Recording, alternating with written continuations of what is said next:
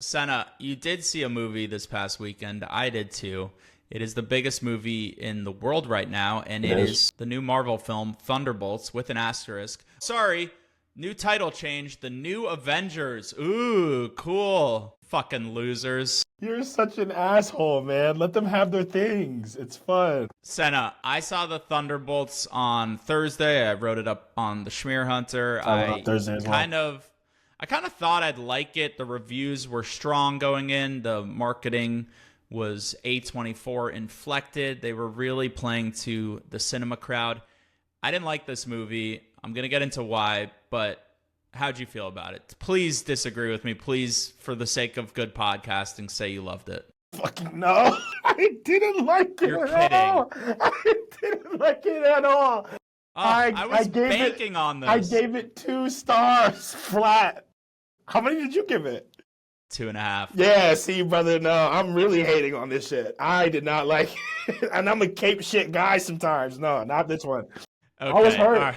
We got to get into that. All right, well, let's just back it up. So this was pitched as the A24 Marvel movie. Now, what does that mean? Jake Schreier is the director. He directed on Beef, the Netflix series produced by A24. Great show. It has the cinematographer of The Green Knight, which is a movie you love. I do love. Shout out to our boy. Shout out to Nate Bishop. The GOAT. Yeah, he put me on game. I mean, Florence Pugh, A24 darling, Midsommar, Sebastian Stan in A Different Man last year. Good actors, kind of reset for Marvel potentially to... Many times I know. To shake off some ennui, to get out of their stupor of superhero slop. And yeah, I think that we got this in the marketing, and I just want to discuss this briefly because it's interesting. Trailers were released in different formats and ways, but there was one released in conjunction with Letterboxd that was called their Absolute Cinema trailer, which had a Gesaffelstein song playing on it. It flaunted all of the A24 connections. It was cut like a movie you love, Kinds of Kindness. Mm-hmm. And I was kind of just like, come on. Yeah, guys. Who you fooling? Yeah, we know you. Apparently a lot of people. Yeah, you not like that. We know you, nigga. Like, you not like... It's like when you're hanging out with your friends and you're talking the way you talk, or I'm hanging out with my friends, and then that one white guy comes around and he starts talking like you guys are talking when you know he doesn't talk like that naturally. Bro, you're not supposed to be here. Or just relax and be you. Guy who likes sports and some chicken wings and watching some raunchy Will Ferrell comedies, dating an indie girl, telling you about all of the Criterion movies he's working through. We know who you are. Brother, the Knicks played tonight. Just shut the fuck up. Let's talk about that. So I was already annoyed, but a lot of people fell for this. Yeah. A lot of people like this. Hook, line, fucking sinker, dude. But, I still went with an open mind. 88% on Rotten Tomatoes. We don't talk about that site anymore. We're starting not to because they fucking suck. They are horrible. 68% Metacritic, 3.8 out of 5 on Letterboxd. Now, Thunderbolts is about another B team that I just really didn't give a shit about the whole movie. You're a big Florence Pugh guy. She's huge. Effectively the leader of the movie. No, effectively, nigga. She is. Right. She was in Black Widow. She's Russian or something. Or something. Terrible accent. Love her. But goddamn, I could barely understand her sometimes. So I don't even want to do the plot, but let me just say very quickly that Julia Louis-Dreyfus is basically Viola Davis's character from Suicide Squad. She is. But less gravitas and worse writing and just worse all over. She's beeping it up on that thing. She has these superheroes that she wants them to kill each other so she can wash them away so they're not a political problem for her. They come together and form a team and fight another superhero that she creates in a laboratory. Did I get it? This movie bothered me because it is not that bad. Yes. Now, what do I mean by that? It looks okay. The performances are okay. It has something to say, ostensibly. Some soul, some good ideas. But it still is a Marvel movie. It's still just like a wolf in sheep's clothes. Coming to you to make as much money as possible, reheating leftovers in the microwave of movies that you like and care about more. I just didn't buy it. Kind of like the marketing. I just didn't buy it. I sat there watching it, got what it was trying to do, understood that it wasn't terrible, and almost had an allergic reaction to it more because of that. What made me so upset is that despite the fact that you could see that the director, there's some effort here conceptually, the way it looks like there are things here, elements here that could have in a different formulation resulted in a movie I think I would have enjoyed and maybe even enjoyed quite a bit. But you can feel like the cloying, like dragging claw marks of like Marvel Studios. I'm gonna blame them and like holding it back. I swear to God, there is a version of this movie that's better somewhere in there, but it's like it was never gonna come out. It's never gonna come out. And I've been able to overlook that in the past when like they've been able to hit me with the like a Black Panther or something, but they haven't hit me with something good in so long that I'm just like fed up with them and Kevin. Right. They've really lowered the bar so low that people are head over heels for this because it cleared that very low bar. The bar's in hell, you know? Yeah. And so we're at ground level and everyone's like sucking this thing off. It's not that good. It's just not. Yeah. Oh my God. And like, can we talk about the message? Like, what the fuck, dude? Yeah. So there's a whole mental health angle to this. The character, this superhero that gets spawned, was a guy with bipolar disorder who was a meth addict, played by Lewis Pullman, giving a half-decent performance. Love He's pretty Pullman. good in this. He's doing the best he can, yeah. But when he gets all these superpowers, being unstable, he becomes like the most evil, depressed Superman possible. Like the metaphorical embodiment of like anxiety, self-doubt, self-hatred. Right, which is literally the plot of Inside Out 2. Everyone was relating this to Everything Ever All at Once. Got that, see it. But this was Inside Out 2. Oh my God, which of the Thunderbolts are which other emotion? This is something we'll have to revisit on TikTok. This is so funny. I found this very disingenuous to wrap your superhero commercial, make as much money as possible franchise play in the clothing of therapy speak and mental health and depression and suicide. Like, I'm not on a soapbox that upset. I really don't care that much. But I was just like, life's hard enough. If you really want to tackle these topics, I could point you to 1,000 movies or shows that are more serious and about this shit. I don't need it here. Yeah, go watch. Bluey is better than this. I just didn't need it here. Come on, bro. Like, children.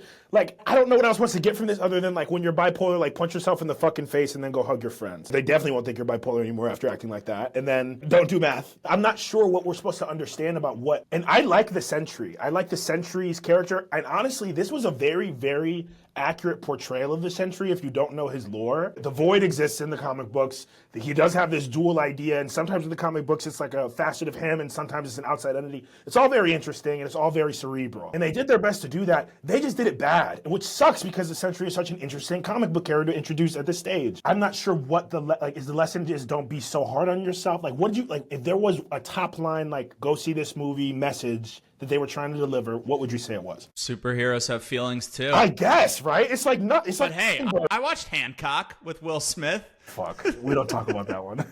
Leave my boy Big Willie alone. I just don't need this in this movie. This whole angle was really not as bad as we're talking about. What was worse is Julia Louis-Dreyfus and that assistant and how stupid their dialogue was. No one watched this show. We watched it. Common Side Effects. I thought about the boss-assistant relationship in that show and how funny and weird and quirky it is. Incredible. And the writing's incredible. Incredible. Like, it's so funny. This doesn't hold a candle. This is like some Gen Xer who's never talked to a young person. They call our boys, man. Yeah, they just.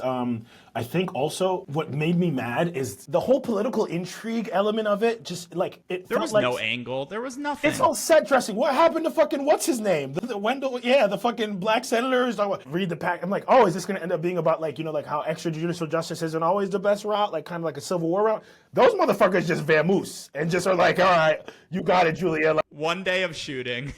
Gone. Finished. 500K out. Boom. I'm out. Yeah. I guess it's like, dude, like, what the? Don't even do that shit then. I like. All right. Can we run through the performances real quick? Sure. Because they're whatever, but I want to talk about them.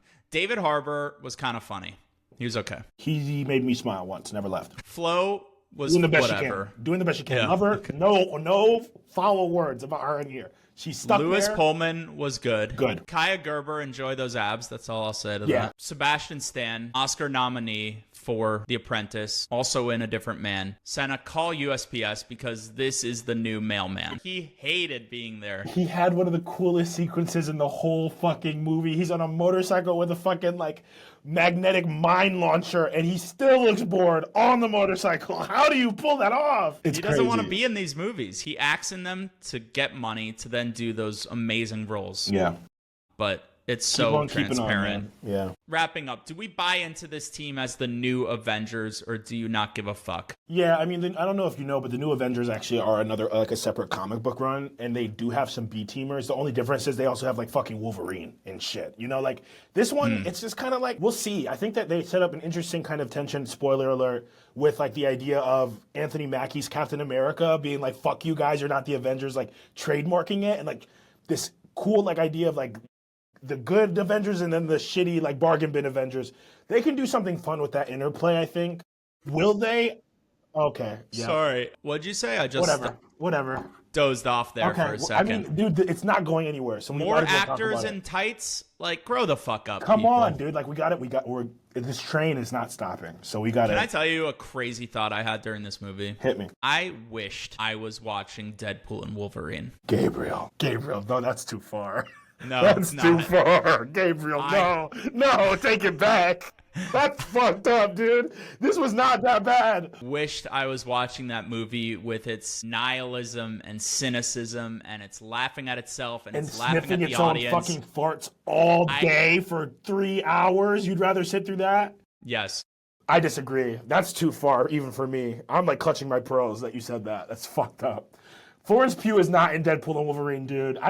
She is doing her fucking best. And there's nothing fun about this movie. That movie had some fun. Is it masterpiece cinema? Far from it. But that movie is laughing at itself in a way that this wasn't. This is taking itself so seriously. That bothered me. Yeah. You didn't like the David Harbour Florence Pugh father-daughter? No. Okay. Nothing then. But before we wrap, we've talked about this before. In the movie, I was waiting for it to end. But when it ended, I was like, okay, can Fantastic Four and Superman help reset things? Because I'm tired of the Trojan horsing of serious ideas into hollow-ass movies like this. And I think I need some freshness. So those two movies are promising a return to the glory days, a bit of retrofuturism. Yeah, and I'm into that. I don't want therapy. I don't want A24. I participate in both of those things already, and I'm in a fine place.